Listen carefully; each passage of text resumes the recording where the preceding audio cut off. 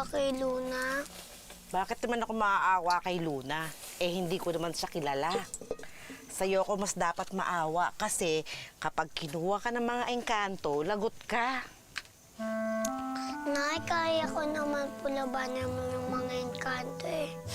Sira ulong bata, ere ha? Naku, tignan ka lang ng mga engkanto. Mapapasunod ka na nila sa mga gusto nila. Ang tawag doon, anak, na engkanto. Di ba naman po nakakakita ng engkanto? Naku anak, huwag mo ipadalangin makakita ka ng engkanto. Dahil dadalhin ka nila sa mundo nila. Pagkatapos, Hindi ka na makakabalik sa mundo ng mga tao. Dahil nasa mundo ka na nila. ano pong gagawin nila sa akin? Paglalaruan. Nay, nakakita na po ba kayo ng engkanto?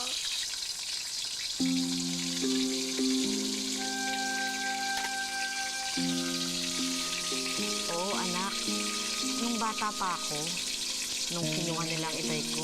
Talaga? Kinuha si Lolo ng engkanto?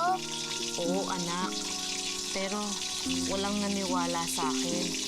Ang sabi nila, kinuha raw ng NPA ang itay.